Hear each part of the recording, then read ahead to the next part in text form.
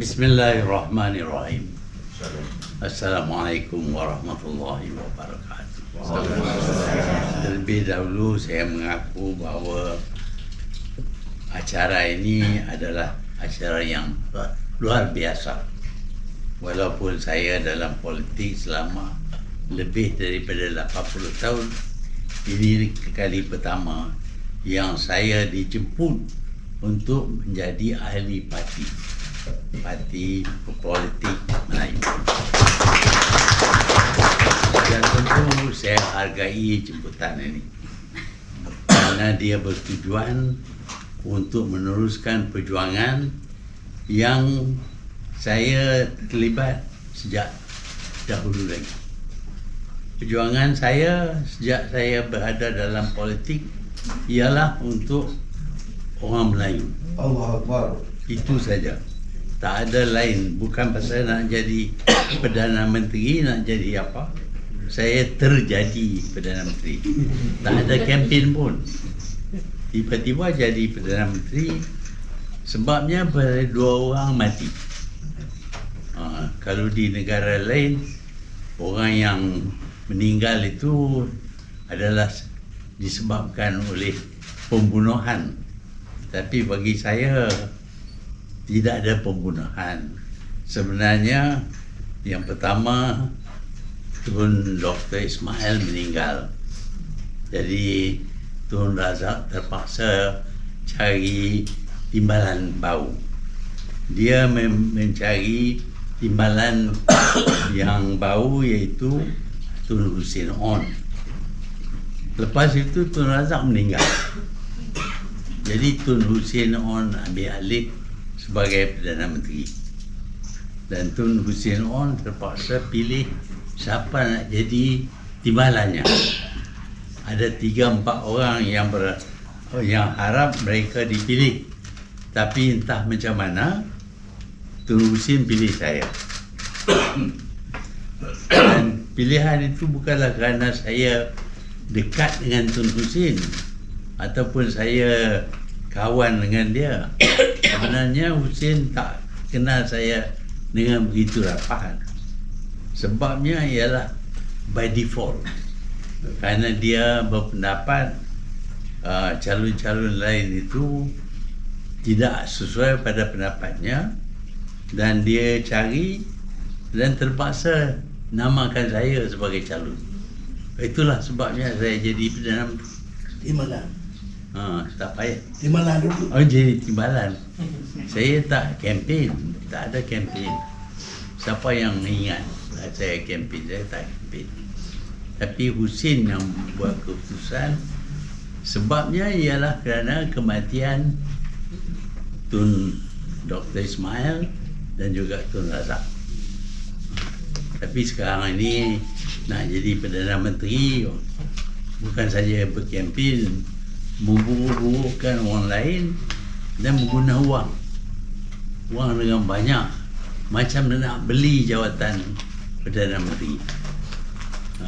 Ini bukanlah cara yang baik. Sepatutnya pemilihan Perdana Menteri itu disebabkan oleh kebolehan Perdana Menteri calon itu. Tetapi sekarang ini yang dipilih jadi Perdana Menteri ialah orang yang mengeluarkan wang yang banyak. Jadi rasuah berlaku di waktu pemilihan Perdana Menteri. Saya punya harapan ialah apabila saya letak jawatan pada tahun 2003, pengganti saya itu akan meneruskan perjuangan parti untuk bangsa, untuk negara, untuk agama. Tetapi mereka yang mengganti saya berpendapat bahawa kuasa yang diberi kepada mereka boleh digunakan untuk kepentingan diri.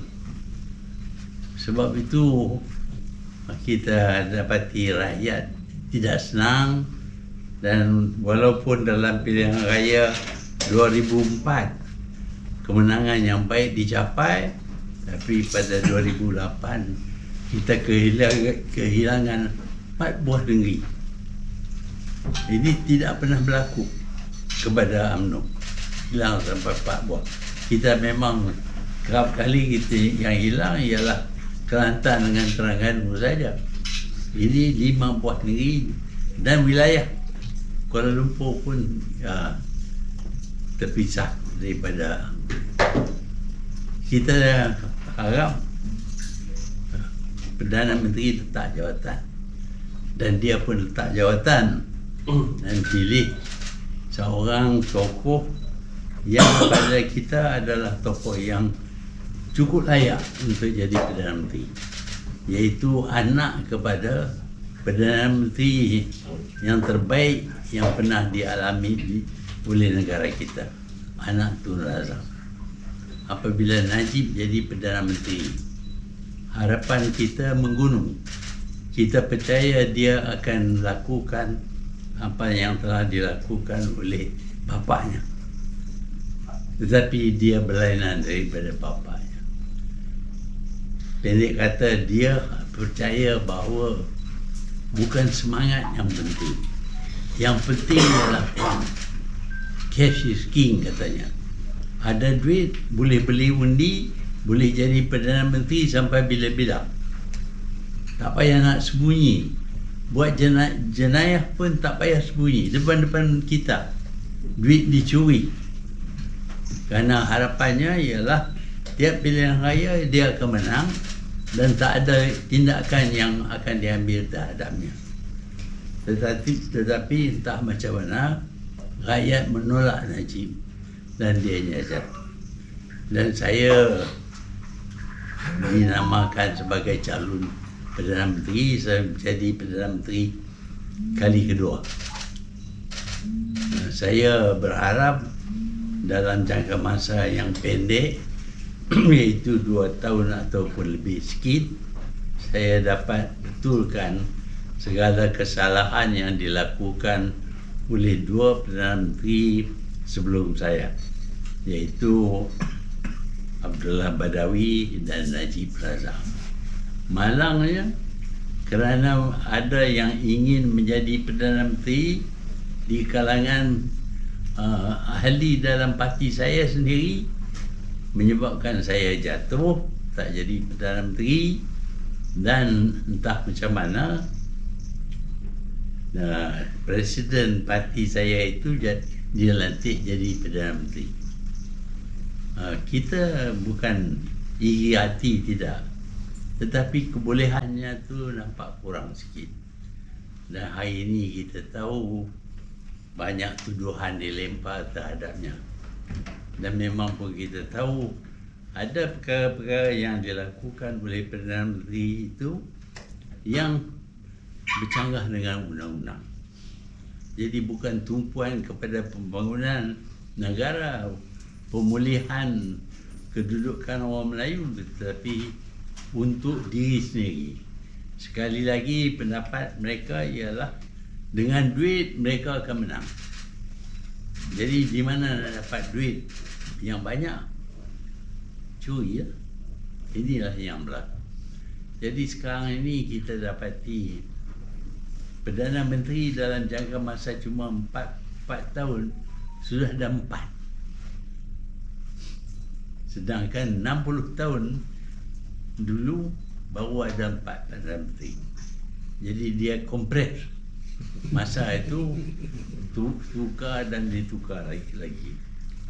Saya berpendapat bahawa di masa yang sama, masalah orang Melayu menjadi lebih tung.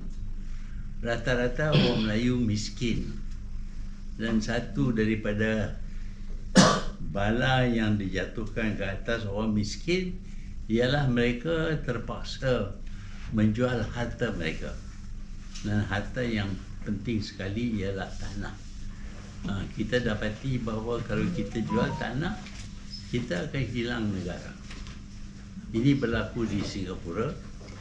Kerana tanah di Singapura bukan kita punya. Apabila dia mencapai kemerdekaan, bukan kita yang menjadi kerajaan. Orang lain menjadi kerajaan. Seolah-olah orang itu menawan Singapura.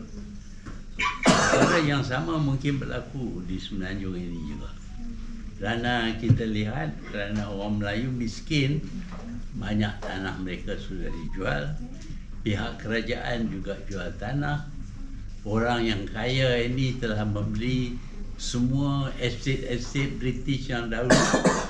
Dan hari ini jumlah tanah yang dimiliki oleh mereka lebih daripada separuh Semenanjung ini. Kalau nak kira nilai pula yang dimiliki oleh mereka, mungkin 3-4 kali ganda lebih banyak daripada tanah yang dimiliki oleh orang Melayu. Dan proses ini berterusan.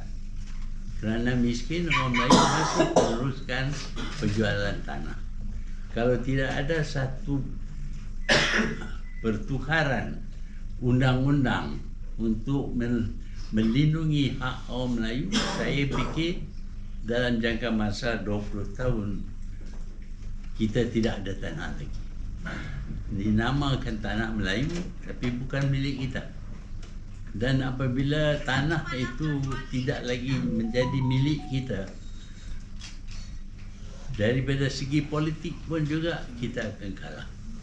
Kerana daripada dulu pun kita telah beri lebih banyak kawasan kepada Melayu. Tetapi orang Melayu menjual tanah mereka, pindah keluar dan dijual kepada orang yang kaya, dan mereka itu akan menjadi pemilik ke kawasan itu. Jadi semakin lama kita lihat kuasa politik orang Melayu pun sudah akan hilang. Kuasa ekonomi kita tahu semua kita sudah tiada, tapi kuasa politik pun. Sebab itu amat penting kita sedarkan orang Melayu supaya mereka menjaga, memelihara, melindungi hak mereka. Bukan nak rampas harta orang, tidak. Cuma nak bahagian kita saja di negara ini, negara yang dahulu dikenali sebagai tanah Melayu. Kita nampak cabaran, kita nampak bahaya. Negara kita ini bukan lagi kita punya. Sebab itu dalam bidang politik kita perlu berusaha melindungi hak orang Melayu. Bukan ini bermakna kita ini perkauman, tidak. Mereka yang perkauman.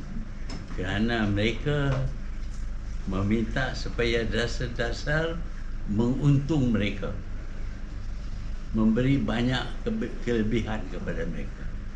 Kita cuma nak melindungi hak kita saja, bukan nak rabut hak orang lain. Jadi kalau orang Melayu berpecah kepada parti-parti politik yang kecil-kecil, kita akan jadi lemah.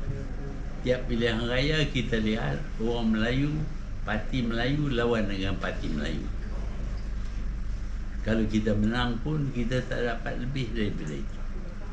Sebab itu ada keperluan kita ketepikan segala sengketa antara kita dan tumpukan kepada pemulihan kedudukan orang Melayu.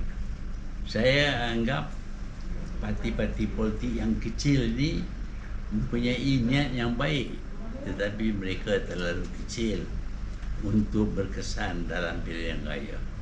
Cantuman antara mereka menjadi penting. Kita telah cantum parti-parti politik bersama dengan NGO, tetapi malangnya dalam pilihan raya yang ke-15 penduduk ataupun pengundi lebih utamakan sogokkan duit daripada bangsa. Kalau kita teruskan utamakan duit yang kita dapat, akhirnya kita akan hilang negara kita.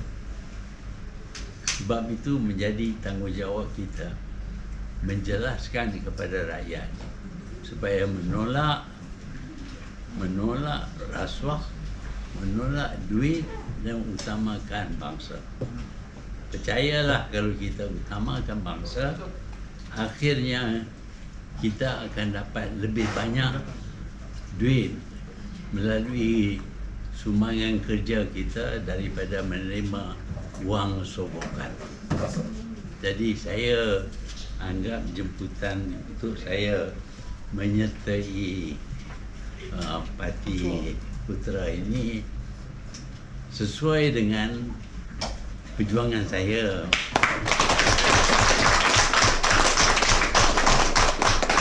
Dan saya ucap terima kasihlah kerana menjemput saya, dan saya akan teliti sama ada Putera ini sesuai ataupun tidak.